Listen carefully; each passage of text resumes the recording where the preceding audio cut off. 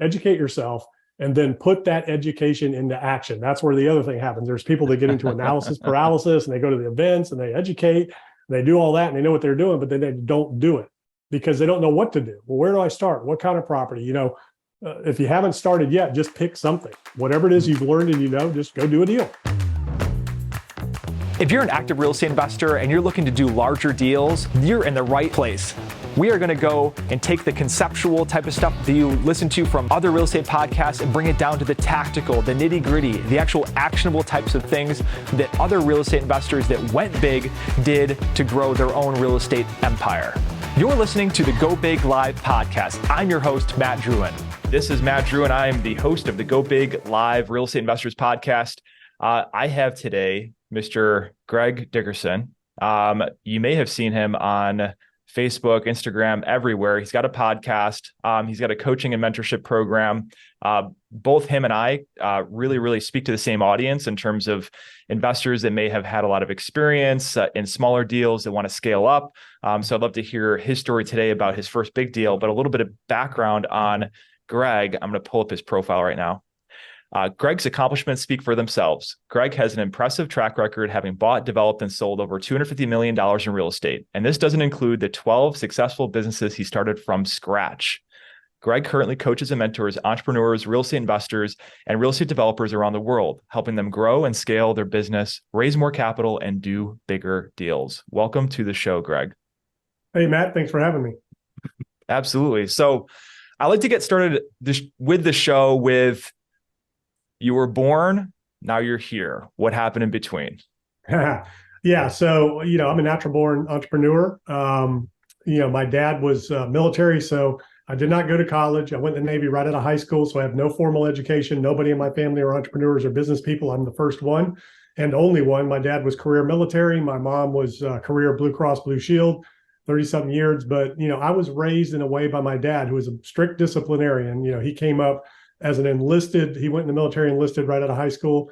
He came out an officer. So, that's a rare thing. Not very many people do that. And, he did it through hard work, discipline, and he instilled those qualities in me in a way that wasn't always, pleasurable for me growing up. But basically, if I wanted something, he said, you figure out how to make the money and go get it. So literally, I would knock on doors. Hey, Matt, boom, boom, boom. My name's Greg. I need to make some money. I'll cut your grass, wash your car, walk your dog, babysit your kids, whatever you need. I'm here. So, and then my dad would take a percentage of my earnings for using his equipment if I was using a lawnmower and gas and things like that. So that's kind of how I started at a very young age. I mean, I'm talking elementary school, 5th grade, 6th grade. I was doing those things to make money. He would not give me money during the time of the year when I could make money. Now, if I was busy or something and I needed some money, he would loan it to me. He would keep track of it in a ledger and make me pay him back through my earnings. So it was really interesting, the lessons I learned. So fast forward, I go through high school, I go in the Navy, I did retail in the Navy. So I learned a little bit about business and accounting classes, just low level stuff, because we took care of all the ship stores, vending machines, barber shops, laundry, things like that. So we had some low level accounting and business stuff. And then after I got out of the Navy, I did 4 years, I got out. And I kind of bounced around between construction and restaurants. I was working in a restaurant as a busboy, dishwasher, worked my way up into management. During that time, there was a guy doing an addition on a restaurant I was working in. He hired me to come clean up after him. I'm a hard worker and I'm a fast learner. He liked me. So I started following him around on some job sites and I started learning how to do some things. So I did that for a little while. In 1997, I moved to the Outer Banks of North Carolina and I moved there to open restaurants. That's what I wanted to do. And this is where the story really begins, because I'd had some little side businesses along the way while I was in the restaurant industry. And, a couple of times I did construction full time and then restaurants, and it was kind of back and forth. But I never had a business that hit until 1997. I bought a little house on the Outer Banks of North Carolina when we moved there. And I was trying to get some work done on my house. Couldn't get anybody to return a phone call. So I started talking to my neighbors. They're like, oh, yeah, it's so busy. This was 1997, right when things were starting to, take off after the S&L crisis in the 80s and 90s. I bought my first house in 1990 when the real estate market was in the tank. So this is 1997. We're just about to enter the boom years. And my neighbors are like, yeah, everybody's so busy, they won't return a phone call. So I'm thinking, well, I've got some skills. I didn't want to open a restaurant because the restaurant industry was very short-lived and just very difficult down there at the time, to get help and things. Still is. Seasonal area, everybody closes. during the winter. So, anyways, I decided, okay, where there's a problem, there's an opportunity. If nobody's returning phone calls, that's an opportunity to create a little business doing some, little small remodeling handyman stuff. So I started my little business, Outer Banks Construction, in 1997, doing just handyman remodeling stuff, just me, my truck and tools, with no money. I just had what I had. And then I went out and started doing work. My first year, I did $250,000 in revenues. My seventh year, I was one of the largest builder developers. I was doing 30 million a year. I was building multi-million-dollar beach houses, developing all kinds of different properties, investing in all kinds of different things. I started 12 other companies, started and/or bought 12 other companies along the way, built them up, sold them off, scaled them, and then in 04, 05, I sold that company and I started doing just other deals, bigger deals, investing, and doing a bunch of other different things. So that's kind of the long story short. Absolutely. No, that's an awesome story. And one of the things that you said that really hit me, and this is a little bit off track from the usual show agenda, but the things that your dad put you through were not as very pleasurable at the time. And I had a similar experience, and me being a newer parent myself, how do you as a parent really kind of hold your children to that standard without them resenting you so much at that time that they're, you're being that disciplinarian? Because I know that when my experience with my father is yeah, if you want money, you got to go on, mow lawns. You got to go out and collect some seeds and sell 4 o'clock seeds, door to door in your neighborhood and that sort of thing. These are just some examples of what I did. Chestnut harvesting, that sort of thing. We harvested chestnut at a friend's property, and we sold those chestnuts to a local farmer's market. And that's how we paid for what we did.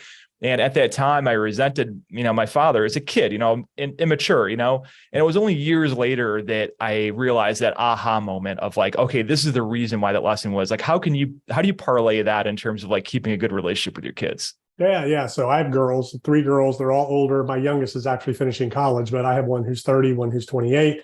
They're entrepreneurs. They both have their own businesses. So they learned by following me around and watching me do business. They were in the truck with me, and when I would drive around the job site. So I took them to school every day. So they heard me on the phone talking to clients, customers. They followed me around on job sites. They saw how I treated the subcontractors and interacted with employees.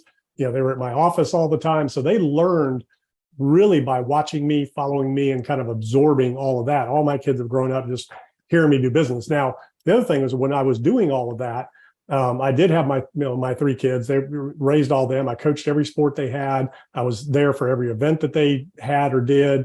I was on the board of many community nonprofits and community organizations. Leader in the church, all that stuff. So I took weekends off, took 4 weeks a year vacation. So I was there. And I was home every night for dinner. So they were around me. So for me, business is just what I do. It's not like work. I just do what I do. That's the way I'm wired. That's the way I am.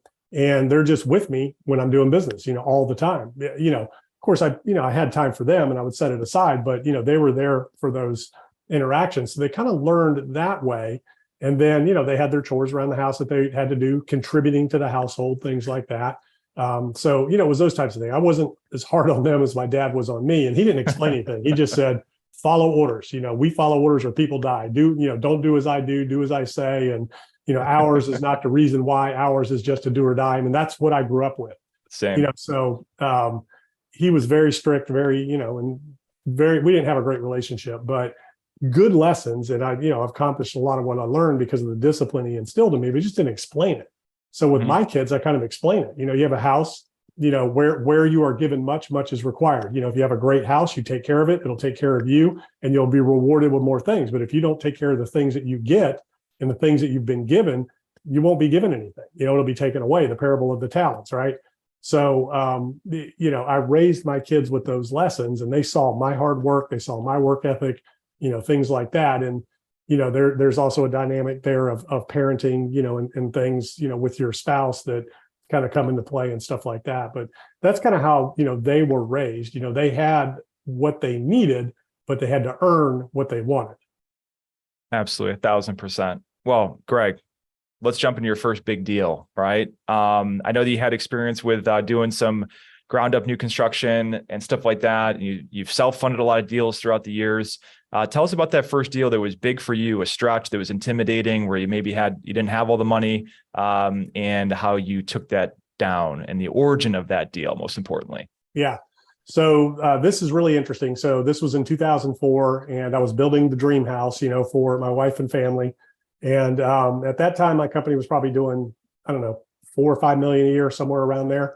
Before I sold it at the peak, or maybe it was doing around 10. I can't remember, but this was when I just started building spec houses. So I started out doing remodeling handyman work, then I evolved into building spec houses. And my first deal was a lot flip. I just flipped a lot. A friend of mine brought it to me. He was a realtor. And he said, hey, you put up the money, I'll do everything else. We can buy this lot for 100 grand. We'll flip it for 135 and we'll split the money. So that was my first deal. And so it kind of triggered something into me. There's money in the land, right? The dirt is where the money is. And the way you extract that is by building a house. So I went on a land position spree to where I wanted to tie up land. And then in order to get the land from me, this was down in the Outer Banks, you had to build the house with me. So I'd make a profit on the land and I'd make a profit on the house. So long story short, I was, in the process of deciding where we were going to build our dream house. And I went and I bought this lot, and there was a lot in between my house and the house next door. And these were, pretty big lots. And, my wife, I said, look, I'll pick out the location, you pick the house. And we agreed on the location, where we were going to live, but the house was up to her. So she comes back with this house, and it was too long for the lot. I mean, this house was like 140 feet long, 120 feet long, whatever. I mean, it's a big house. So I went to my neighbor and I said, because I bought the first lot from him, and he owned all the Dairy Queens and the hotels down there. He was a very connected business guy, been there a long time. One of his business partners was a county commissioner, and his other business partner was, was his cousin. So these guys were, pretty high profile down there. So I bought the first lot from him, and then I went and I said, my wife picked out too big of a house. I need a little bit more land. I said, would you be willing to split this? And then, we each have about 1.5 acres, and, nobody can build in between us. He's like, yeah, that's good. So I bought the other half from him. And while I was talking to him about that deal, he said, hey, by the way, he said, we've got this oceanfront hotel that we were going to tear down and build. And, one of his partners was a builder, builder, county commissioner, been there forever, had a big real estate company as well. This guy's been developing on the Outer Banks for a long time. This guy's very well known. His partner's very well known. He said, yeah, we've got this hotel deal. My partner got cold feet. We don't want it. Do you want it? And I started thinking, wait a minute, if these guys aren't doing it and they're getting cold feet. And the thing back then was you tear down oceanfront hotels, freeze up the lots, and you build big, 8-bedroom rental houses. That's what everybody was building at the time. Little mini hotels, and they're thoroughbreds. They do 150,000 at the time, 150,000 a year in rent. And so he says, hey, we've got this opportunity. My partner has cold feet. Do you want this deal?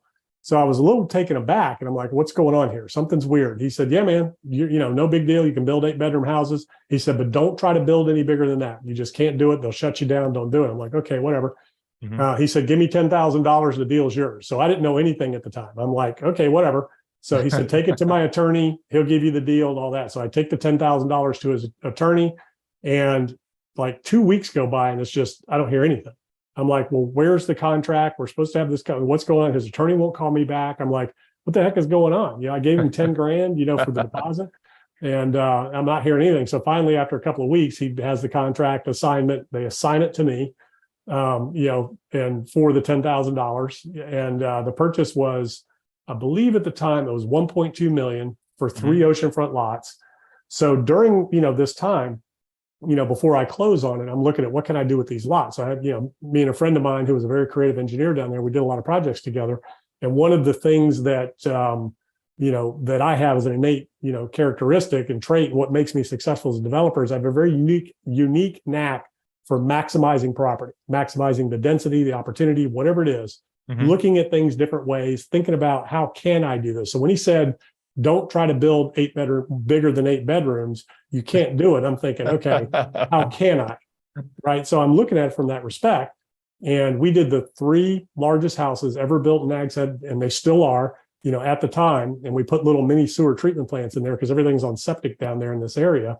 So I ended up getting 12-bedroom houses on these lots. And, at the end of the day, but the interesting thing was, so while I'm working on all this, I've got a friend of mine who's a realtor, and he also had a flower shop at the time. He was just getting his real estate license, and they were about to go broke. His flower shop was struggling. He was about to go out of business, very desperate. We were good friends. Our families were good friends. We're church buddies together. And he'd been praying and praying and praying. He's like, man, I don't know what to do. I'm about to go bankrupt. I'm about to lose my flower shop. So I just kind of told him what I was doing, told him about this deal. He said, well, what are you going to do with the lots? I said, I'll probably just sell the lots to somebody because I didn't have the wherewithal to take the whole thing down at the time. And And he said, okay, well, I've got a client that might be interested in these lots. If you want to sell the lots. I said, well, I may do that. I said, but I want to build the houses. And he said, okay. So he lined all this up and we got everything set. So he brought one investor to buy all three of these lots. And I think at the time I paid 1.2 million for the lots. I might have flipped in the lots for like 1.5 or something. I can't remember. I made 100,000 each on the lots, flipping it to him. He stepped into my shoes. He closed the deal with his money. So it was a A to C transaction with me being B in the middle, ABC transaction. So double close basically. He came to the table with the money, seller got the money, he closed with his funds, and then I got the difference. So I made 100,000 each on each lot. This is the most money I'd ever made in my life at that time in one shot. Then I got the contract to build all three houses. It cost plus 100,000. So I made another $100,000 on each of the houses. So I made like 600 grand on this whole deal. Well, the other side of the coin is that commission ended up bailing my friend out because he made commissions on all that. And, it was the biggest commission he ever had. So he ended up being able to close the flower shop, paid off all his debt, and then was able to focus on real estate full time. And then he started doing more deals like that with me. We went on a tear where I was tying up land, flipping it to his clients, and then building them houses. And he made a fortune, from that point on, and really changed his life. And it was really interesting. So during this process, this is an actual hotel. So the owner, had shut it down and it was, vacated, but all the stuff was still there. All the furniture, fixtures, everything. It was an old hotel. It wasn't great. So I'm sitting here going, okay, I got to tear this thing down. So, the more stuff that's there, you pay by the pound at the dump. I'm thinking, I'm going to save some money. So what I did was back then you didn't have the internet, you didn't have social media, you had to advertise in the paper. So I put in the paper, here, hotel demolition, furniture, fixtures, TVs free. Come get it, this day. So I put a day in the paper and I told everybody, just come get what you want.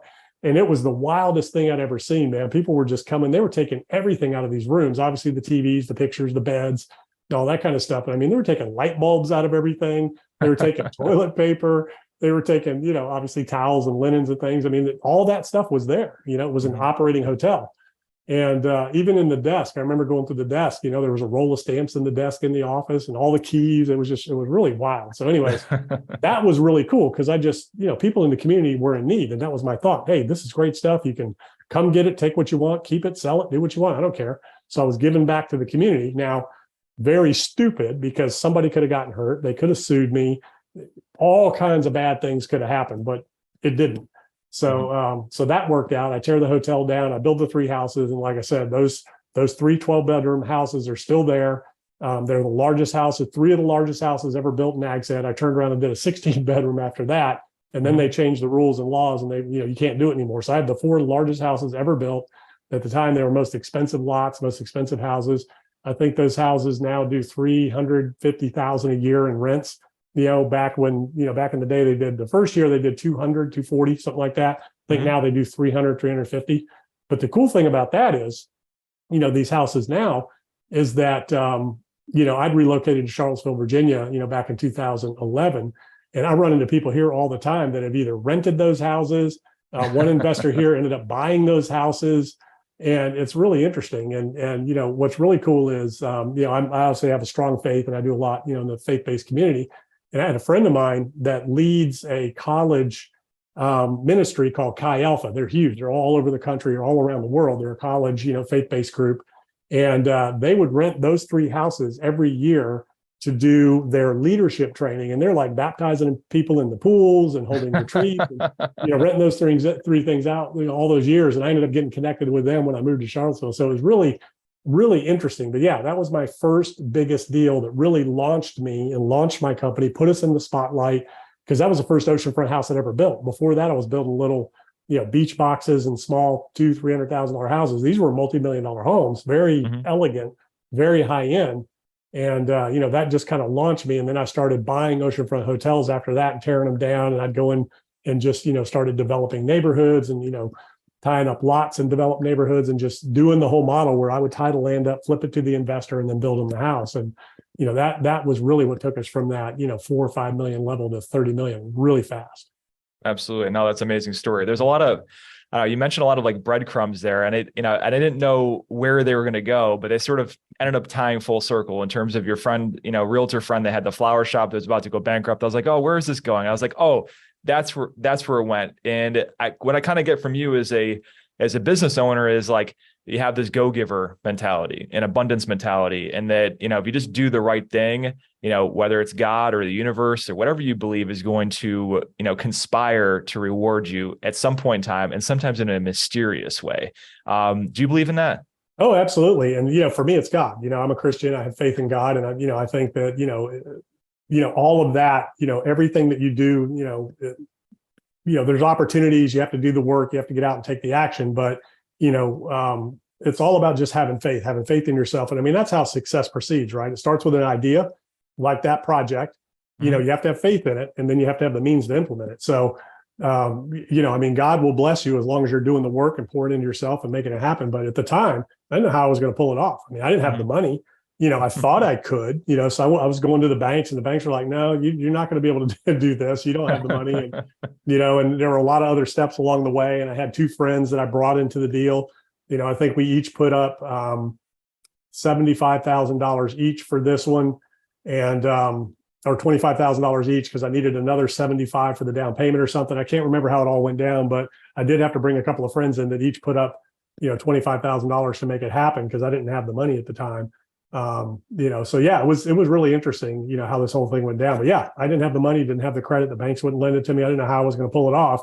And I just ran it by my friend. He's like, hey, let's do this. And then it just boom, boom, boom. And it was just huge. Yeah. So let's talk about the numbers a little bit there. So it's a $1.2 million deal. This is a little bit different because you're flipping it and then back ending, like creating the value in terms of putting the property on it. So let's talk about, okay, so you put $10,000 down as an assignment fee, basically, for this deal. Initially. Tell me about the other numbers on there, in terms of, like, you had to raise some capital to do this. Maybe you had to raise some capital in the back end, and unless the banks just gave you a credit facility to build these houses. I mean, I'm assuming you didn't have millions of dollars to build these houses, after closing it for these clients. Tell us about it from a financial like a capital stack standpoint, kind of A to Z. Yeah, I'm trying to remember. I don't even remember now. So the 10,000 was the initial deposit. Then we had to come up with another, 50 or 75. And that might've been for the demolition, I think, to tear the hotel down, before I was able to flip the lots to the end buyer. Cause that was the whole thing, that the deal was contingent upon me, tearing down the hotel and delivering finished lots. And then the buyer actually financed the construction of the houses, but he had to build them with me. So I didn't have to put up the financing for the houses. So again, that was cost plus a fee on each house. So I knew I was going to make $100,000 above and beyond all the costs. So he paid all the costs of everything except the demolition. That was the only thing that was contingent. I think that's what the other money was for. So I could get it demoed, CO'd. I mean, this was, 20 something years ago. So I can't remember all the details, but of why I can't, like I said, I can't remember why I brought them in for the extra 25,000, but I think that was it. I think it was for the demolition, because I didn't have to take a loan down. He came to the table to close the land. He just paid cash for it. This guy was a business owner in Richmond, Virginia, and he was very wealthy. So he just paid cash for the land, and then he arranged bank financing to build the houses, and then we ended up building them. So that's how that went down. Absolutely. I mean, it was just total. It was like a miracle. I mean, like I had no idea you could even do those things. It was just, it's where I learned about assignments and creative financing. And although that first deal we did that was an actual lot flip, that first lot flip, and I was doing spec houses from there. So I was financing some small stuff and doing some small stuff on my own, but they wouldn't lend me, I think each house was over $1 million. The land was $1 million. So they wouldn't lend me, $4 million to do this project. I just wasn't that strong at the time. Yeah, absolutely. So you raised some capital from some friends and family, about 50 grand or so. Two friends. Two friends. How did you go about approaching them on that? Like, what led up to that conversation? Because this is a big thing, is like, I tell my students, like, you got your A, B, and C sphere, you want to go after the low hanging fruit. If you got it, if friends and family are all already people that have that KLT fact, that know, like, and trust you already. And those are the people that you want to present opportunities to first. So how'd you go about that? And was that intimidating to you? No. So they came to me. I've never asked anybody. Everybody always comes to me. Even now, I have a handful of friends that I've done deals with over the years. Their funding is unlimited, and they are on me all the time. Hey, what do you got? What are you working on? Is there anything you can, because they have money. They want to put it to work. So these were friends of mine. One was an engineer. The other one was a business guy in the community. They knew what I was doing. They knew what I did. I was telling them about the project. And they're like, well, can we invest? Do you need any money? I mean, that's how it works. Literally, when people know what you do, when they know you're an expert, although at the time I wasn't an expert, but I was with building houses, and they knew that I was just, but the engineer was confident because he was the engineer on the project.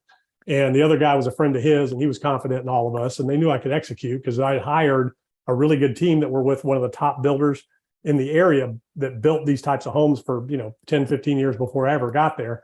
So I had a great team that everybody knew.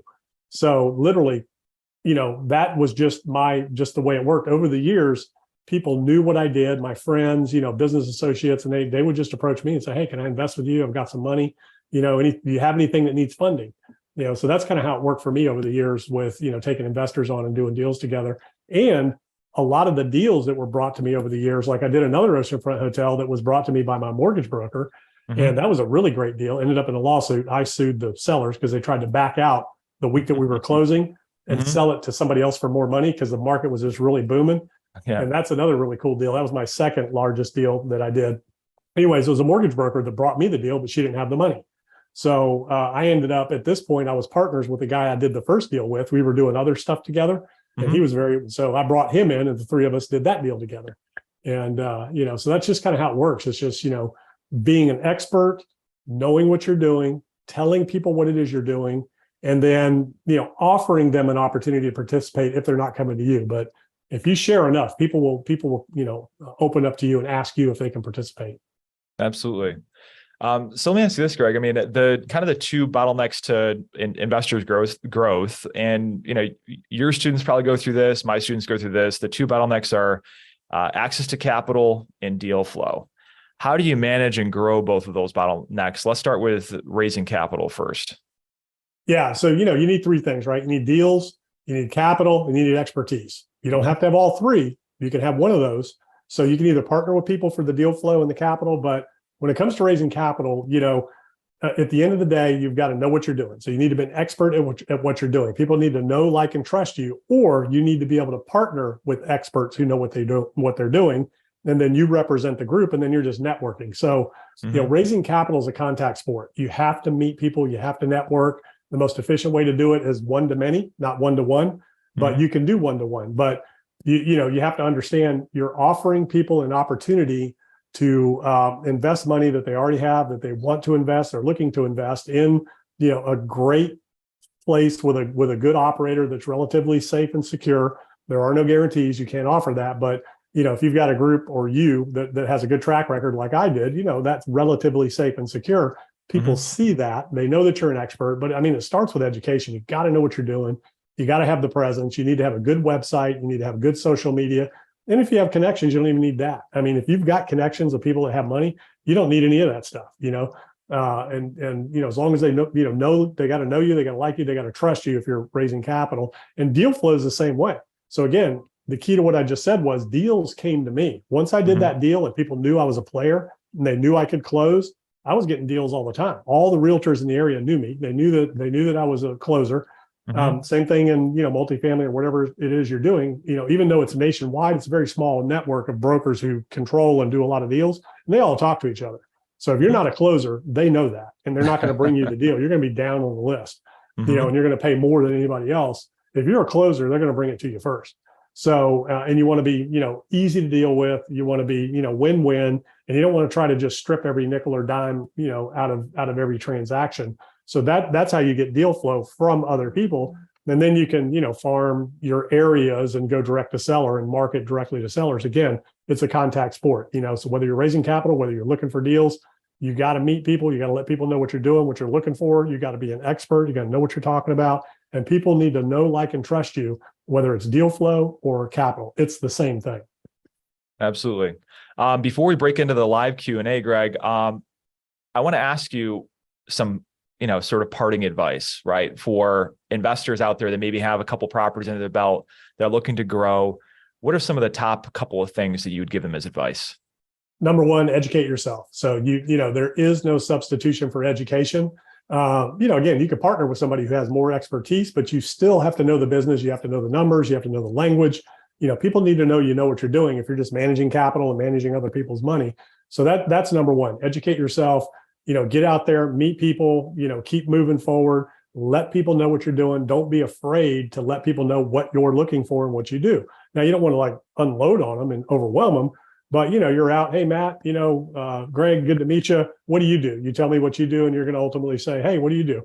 I invest in multifamily properties all across the country. I have investors that join with us in the deals, make above average returns, really exciting business. But tell me more about your family, and then it just evolves, right? And then you set up the next meetings and things like that. Or you're deliberate, you do events, you present the deals you have and things like that, and you market and do all that. But, the biggest thing is educate yourself and then put that education into action. That's where the other thing happens. There's people that get into analysis paralysis, and they go to the events and they educate. They do all that and they know what they're doing, but then they don't do it because they don't know what to do. Well, where do I start? What kind of property? If you haven't started yet, just pick something. Whatever it is you've learned and just go do a deal. Start small, like I did. I started with a lot flip. Then I started, building spec houses, and I flipped houses. And then, so I scaled up as I went along. So just, do the deal. Don't get stuck. Don't stop. Don't, just do the deal. And then you'll learn and you'll start doing more. If you've got 2 or 3 properties, you know what you're doing. Now go do more and figure out what is your roadblock. What's holding you back from doing the next one? Is it the capital? Is it, whatever it is, solve that problem, because everything is solvable. And then the third thing is there are no limits. Whatever it is you want to do, somebody has gone before you. Find them, learn from them, get a mentor, and learn from them. Either go to work for somebody, partner with somebody, or hire a mentor that's done what you want to do, that has, gone where you want to go or is where you want to be, and learn from them. You have to invest in yourself, your business. I've spent hundreds of thousands of dollars on my education. All of my businesses and companies, I developed my people. I spent hundreds of thousands of dollars on them. I mean, we had a budget for education in our companies to educate our people and develop them. Never stop learning, never stop developing yourself, and never stop moving forward and taking action. The right, focused, disciplined action, not just massive. Everybody says take massive action. You can take massive action every day and get nothing done. Take disciplined, focused action on the things that you need to be doing to move the ball forward. And it's only going to be 1 or 2. But whatever it is you're doing, there's only going to be 1 or 2 things you need to do to move that ball forward. Focus on those and put that education into action. Absolutely. Greg, thanks so much for being on the show. We're going to get into the live Q&A with our live studio audience. So if you are listening right now to the recorded section of the Go Big Live podcast, and you want to get in on live Q&A and speak directly to guests like Greg Dickerson, Gina Barbaro, Stephen Libman, and all the other amazing guests that we've had on our show, definitely be sure to join the Go Big Live Real Estate Investors Facebook group, and you can have that opportunity. So I'm going to be signing off from here, and we'll continue with the Q&A right after. So thanks for being on the show, Greg. Yep. Thanks for having me.